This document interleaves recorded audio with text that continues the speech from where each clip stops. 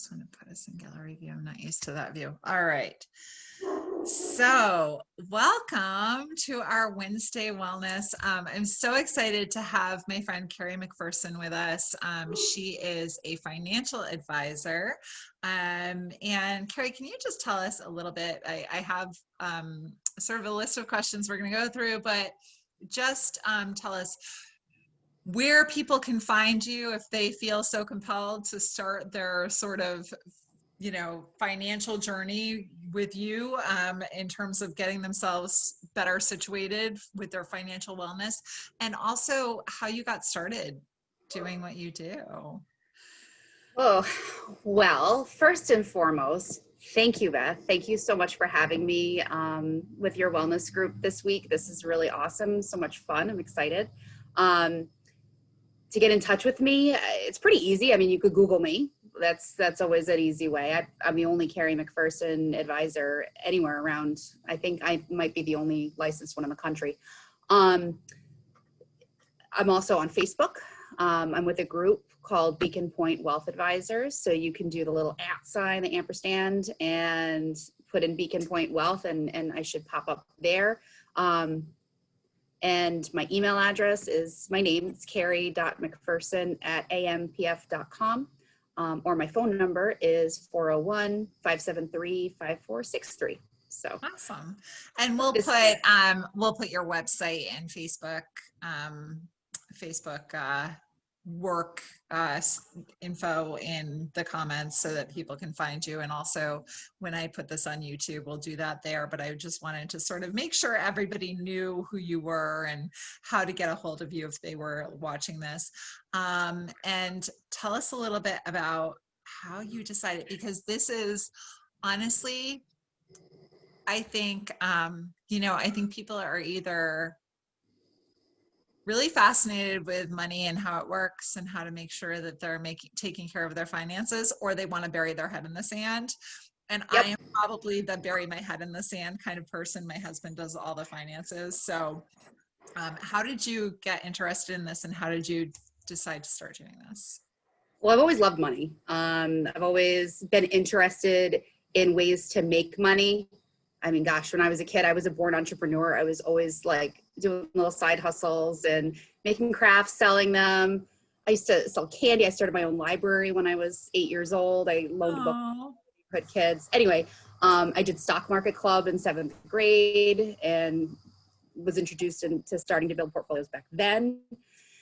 Then I went to school for history and poli-sci at URI, and kind of thought, all right, that's going to be my life. And then a friend of mine offered me a job opportunity at a brokerage firm in Providence. He's like, I think you'd be perfect at this. I was working at Bank of America at the time. And he's like, you got to move over to the brokerage side of things, which for people, layman, that just means stocks, investments. And so I did. That was back in 2008. Now, for those of you that may or may not remember 2008, that was a crappy time in the markets. Yeah. So, I started on June 15th of 2008, and I just watched the market plummet every day.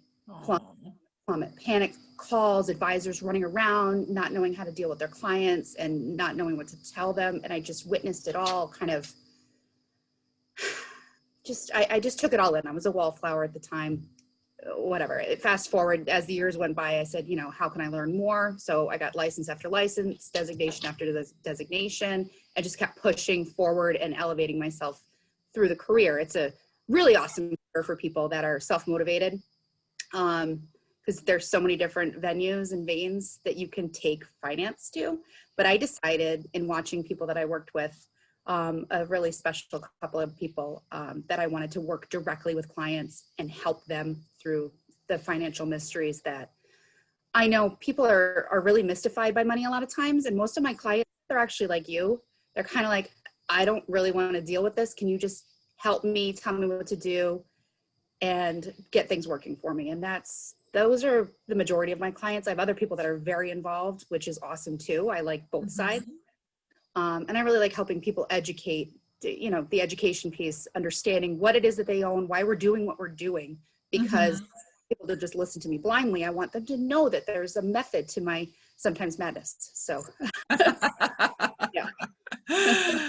And so I know Carrie from, she's in 2 networking groups with me. She's super friendly and outgoing and lovely to be around. And she also is on the leadership team of one of our networking groups with me and is very philanthropic. And so I just love that about her. She's a great person. And so, you know, I can see that the desire to help people would probably be a really important piece to you. And I love that about you and just appreciate it. So, and that must have been a hard time sort of coming into this new career with all that chaos, but also a great learning opportunity to know, you know, these are things that happen when the market kind of goes down, and what a great learning experience,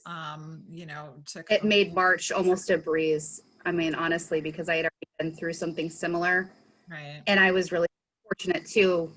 My clients understood that volatility happens. Right. And it's something to always be mindful. Yeah. Okay, so I have a few questions, and if anybody has questions, I'm sort of monitoring Facebook at the same time. So if anybody has questions, please pop them in the comments. Leslie says she is also the head in the sand type. So I know with the pandemic, a lot of people have been thrown into rethinking their financial strategies. If you could give one simple takeaway of something that will help people in the future, what would it be? It's really hard to come up with just one thing. Yeah. Unfortunately, going through the pandemic right now, and I mean, what are we in the 7th month? This is honestly and awfully the perfect example of why being prepared for your future is so incredibly important. Mm-hmm.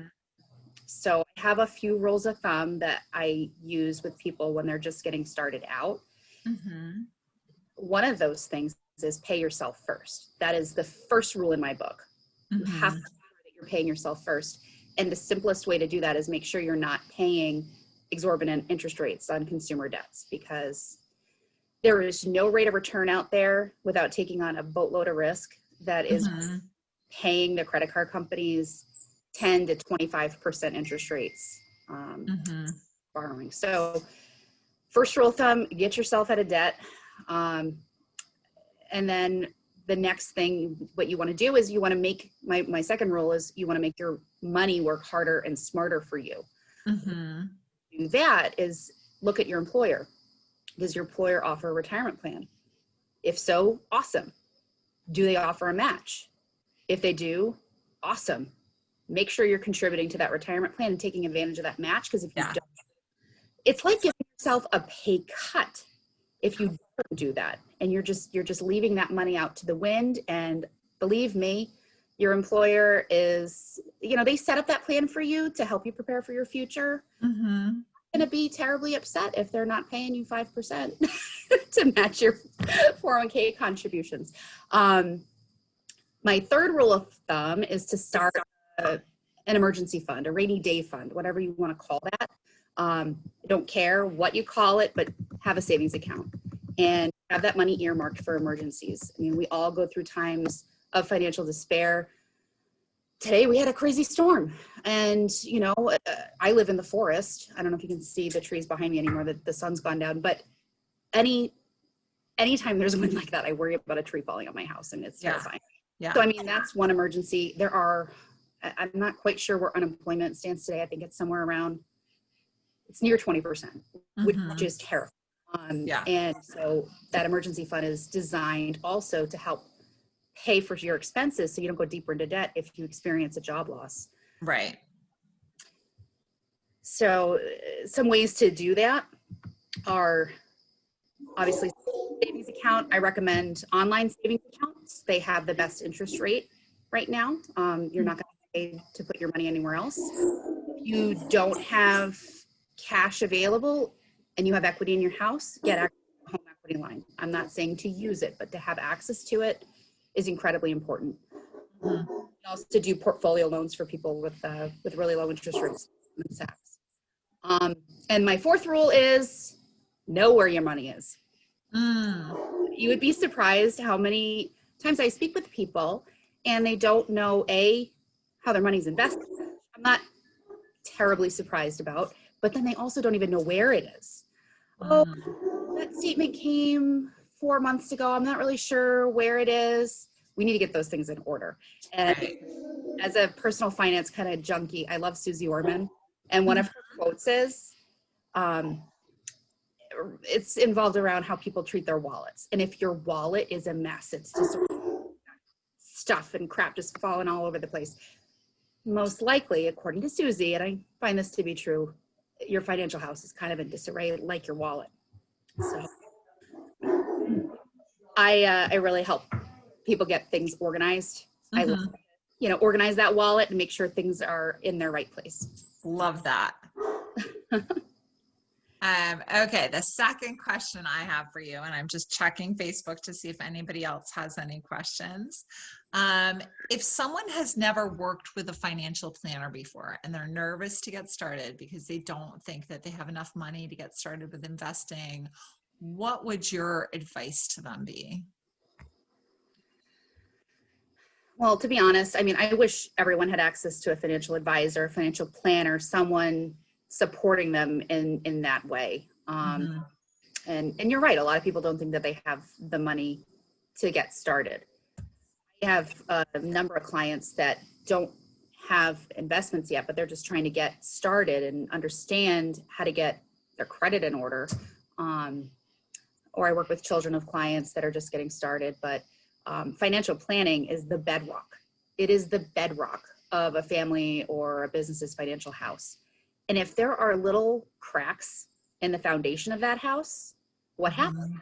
You don't notice them at first, but then eventually the whole house the foundation starts to get weak.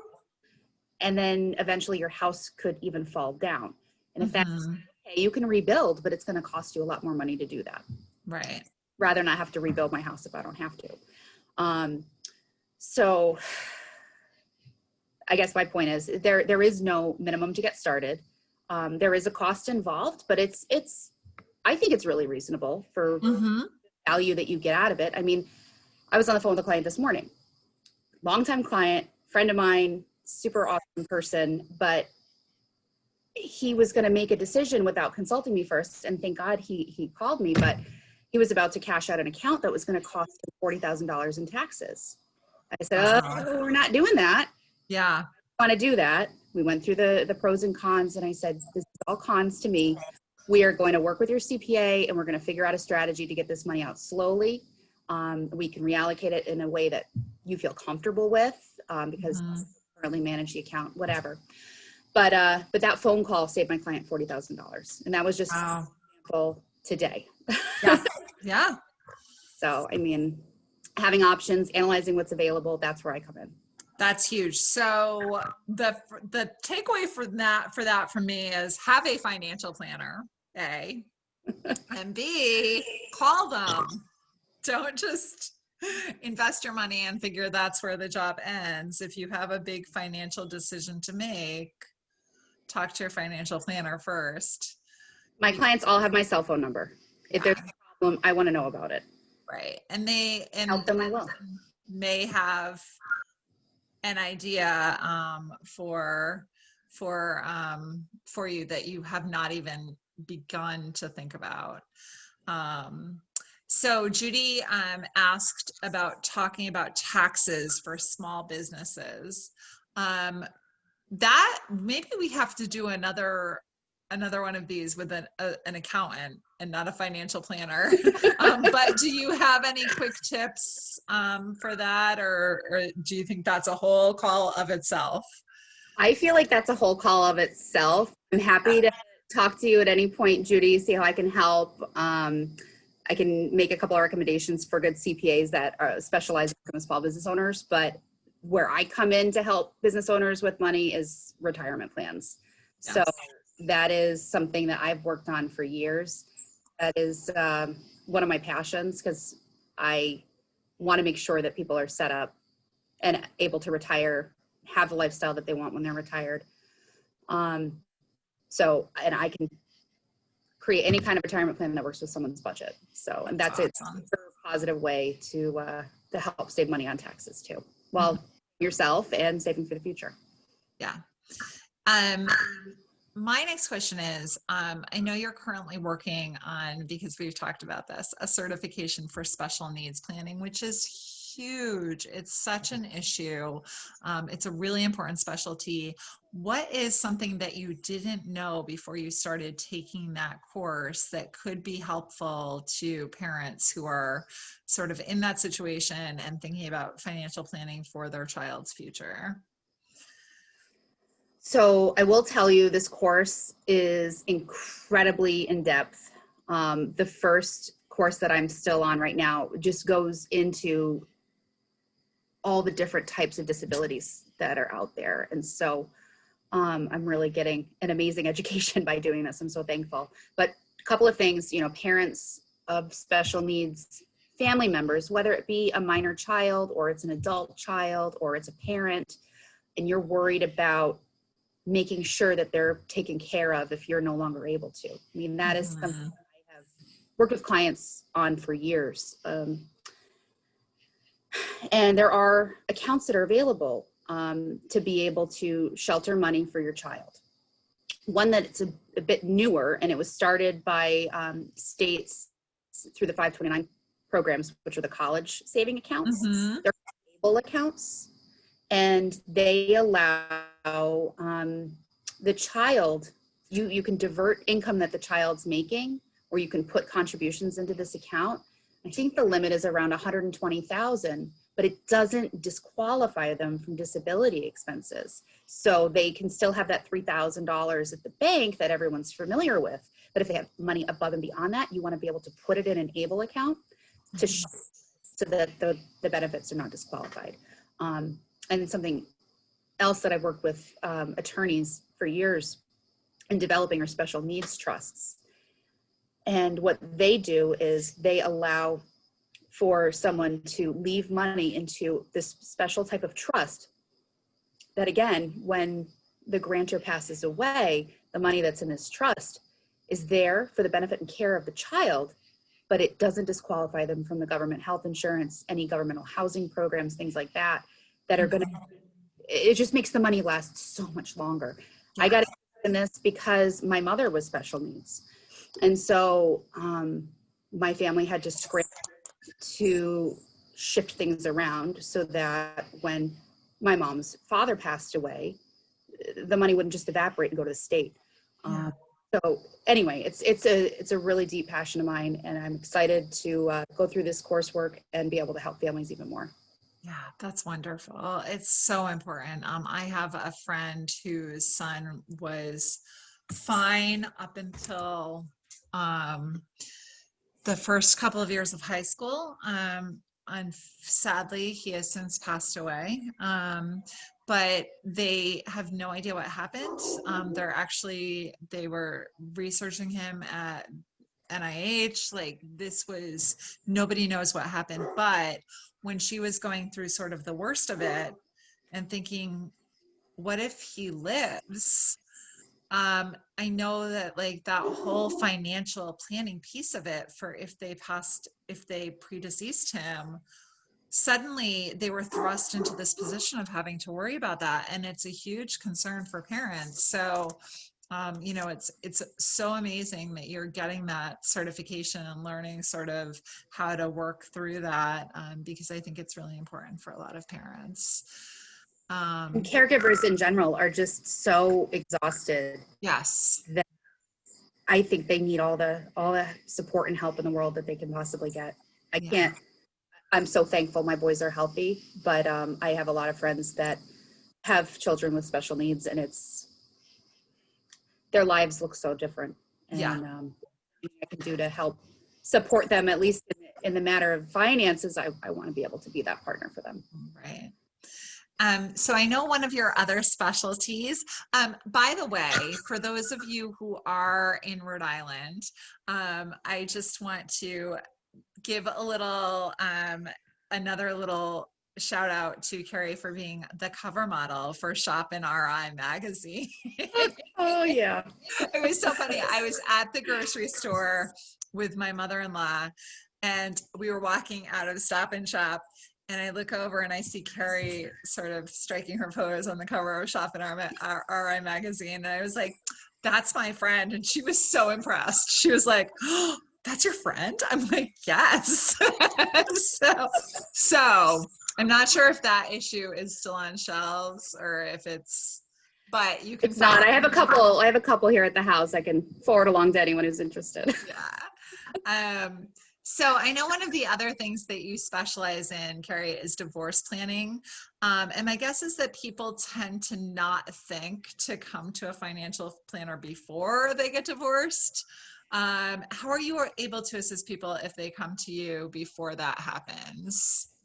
I definitely want to talk to them before, because there's a lot of things that I can do to help guide them through the process.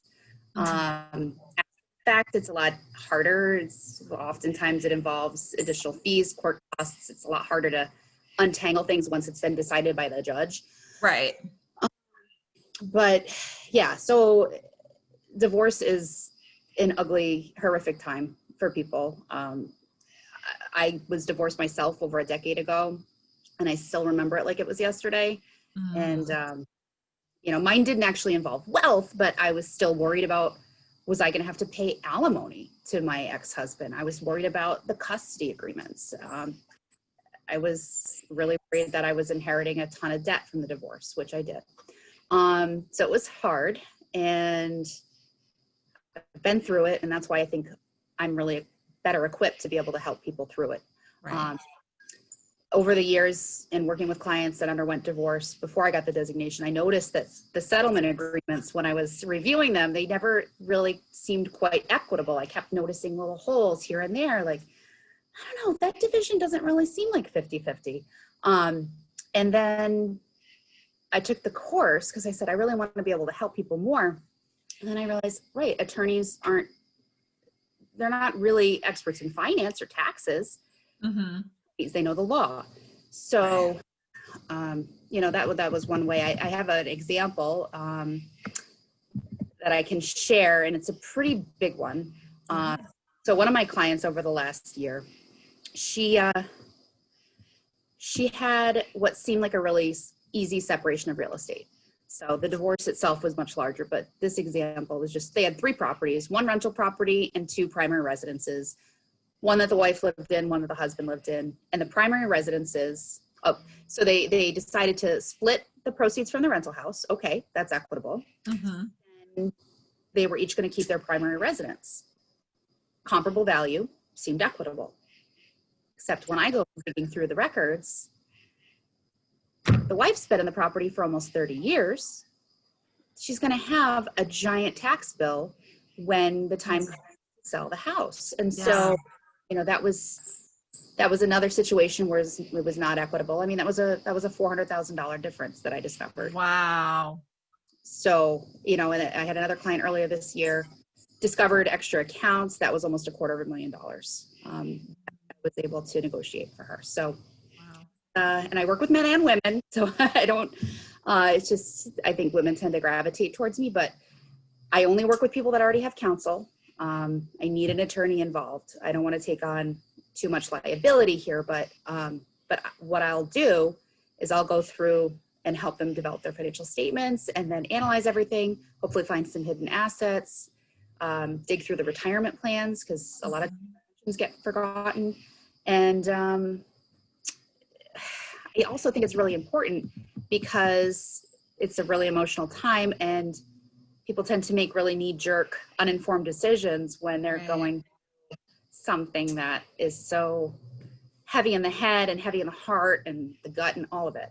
So having someone like me is almost like, I'm almost like a mental health partner, because I take that worry off of their minds as through one of the toughest times of their life. So Judy said that's where she's seen that beautiful face. So on the cover of Shop in RI magazine. Oh, tell Mark. Knows your house. Amen. Like, oh, Mark, somebody saw me. We'll have to tell Mark. Yeah.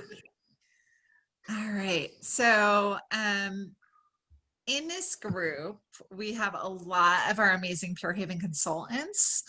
We also have hosts, we have customers, we have people who are just sort of learning about Pure Haven as an option to detoxify their homes. For those who do have a Pure Haven business or are thinking about starting one as a smart way to financially prepare for their future, full or part-time, or another business where they're self-employed, can you share a little bit about the benefits of a SEP account? Yeah, so it's actually a really timely question because today was the deadline to establish an employer-sponsored retirement plan for 2020. However, SEP IRAs are still an option. So you could establish those before your tax filing deadline. So plenty of time if you want to decide you want to start one, but SEP IRAs are self-employed pension plans. That's what it's short for. And you could absolutely utilize one if you're self-employed, which Pure Haven as a consultant, you would be. You're 1099. The contribution limits of a SEP IRA can be more favorable than those available in a traditional IRA or a Roth IRA. But what I like to do is talk to people first before they decide the retirement plan to open, because they all have different contribution limits. Yeah. So depending on what the income level looks like, and depending on how much they're able to set aside in a retirement plan is going to really depend on what type of plan I recommend. But just so you asked about SEPs, what a SEP does is it allows you to contribute up to 25% of your income. Mm-hmm. And if this is a side hustle for you, this is all extra income. Right. Aside up to 25% of that, up to $57,000 a year. Mm-hmm. So if you're hustling and running an amazing business, you could have a really awesome way to help not only save for your future, but also save on your taxes. Because every dollar you put into that SEP IRA, you're not paying taxes on it. I mean, you will eventually. We can never get away from that. I know. Very, very select few can. Yes. Like our president. But anyway, we won't go there. But yeah, so that's what the SEP allows you to do. And then if you are making over $200,000, that's a whole other conversation I want to have with you, because there are even more ways available for you to save even more money. Wonderful. I'd love for some of my consultants to be doing that. I'm getting close. We're working on it. You're going to get there. You're going to get there. So yeah, super excited for people who are just building their business to sort of start thinking about all of those things. You know, this can be a really fantastic way as a part-time business to be setting that retirement income aside, and you know, just want to make sure that people are sort of really thinking about it that way and doing it. Judy, who has been commenting throughout. Gotta meet Judy. Yes, she's wonderful. This is her retirement job. So awesome. She is doing this to fund her retirement. So, and doing a fantastic job at it. We have some other consultants on. I just want to make one more talk to make sure I'm not missing any questions before I leave. But this has been a wonderful and informative. Thank you so much, Carrie. I think, you know, people tend to not think about financial wellness. When they think about wellness, they think about sort of spiritual, emotional, physical, all of those things. But financial has a lot to do with just your overall well-being. You know, you can't, there's not a whole lot of those other things that can be served when you look at that whole Maslow's hierarchy of needs. Yeah. If you're not meeting all of those basic needs because you can't afford to, you know, then you're not, you know, you're not going to thrive. So it's really important to make sure that financially you're doing well and you have everything in order. And certainly you know, as we mentioned earlier, it's really important for your kids. I love that you have clients who have their kids working with you. I think that's so fantastic, to start encouraging kids at a really early age to start thinking about that. One thing I would love to say if I have another minute, Sure. I don't know if I brought this up at our meeting last week or not, but one amazing tool that I love to use with people that are especially self-employed, because it can be kind of easy to put your kid on the payroll. They help you do things and you pay them for that.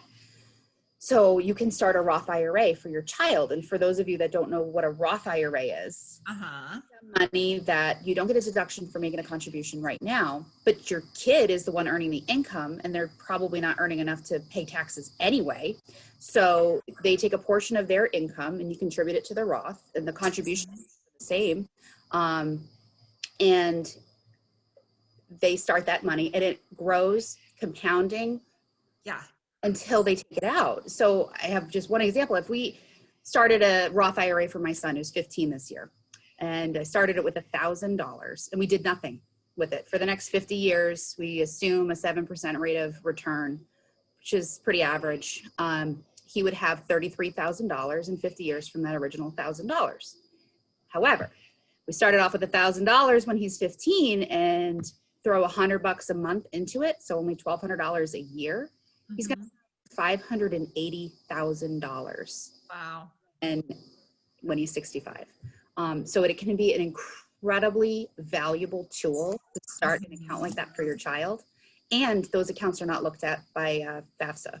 So wow. It's not counted. Oh, that's great to know. Yeah. How old do they have to be in order to start a Roth IRA? So technically they need to be earning income. Okay. I reread the regs because I had thought that it was 13, but I reread the regs from the IRS a couple of weeks ago and there's no age minimum. So, I mean, you have to get creative with your accountant, but I think you could start paying them out of your business, paying them a salary. They're helping you. Maybe they're helping you stuff envelopes. Exactly. There is a lot of things. I mean, I pay my son to do chores, so that doesn't technically count, but things like that. I mean, if it's related to your business, absolutely. Wow, that's an awesome tip and one that I would not have thought of at all. I mean, I have 2 kids that I pay to help me with my business, but they both already have Roth IRAs. So I'm very proud of them for that. The 16-year-old is working at the stable. I don't think I can get away with, because I pay him. You pay him to work at the stable? He gets a discount. So, you know, like we pay for chores, right? Like it's sort of the same thing. So anyway, I don't know how we can finagle that, but maybe I need to start paying him to work for me again. It's been a while. Yeah, they're just different pockets. So yeah, absolutely. All right. Well, thank you so much, Carrie. I appreciate everything. I don't see any other questions. We may get more as the replay happens, but we will put Carrie's information in the comments, and then I'm going to put it on my YouTube channel. So you should be able to find her if you have any questions or have sort of thought before, oh, I really, you know, if you're one of those bury the head in the sand people who's not working with a financial planner already, you really should be. So reach out. Carrie's fantastic, and really appreciate you being with us tonight. Thanks so much. Thank you so much, Beth. And just a little shout out for Pure Haven. Oh my God, that comfort oil is amazing. And the hand sanitizer, I don't feel like I've got a gross goo on my hands every time I need to sanitize in between shots or deals. So thank you for introducing me to Pure Haven. It's amazing. Thank you. And the CBD comfort oil is working well on the knee. Oh yeah, I had another fit this weekend. Oh no. It saved my life. So thank you. Good. I'm glad. All right. Well, I'm sad for you that it's bothering you again, but I'm happy that the CBD comfort oil was there because it's a nice product. All right. Have a great night, everybody. Thanks for joining us. Bye. Thank you. Bye-bye.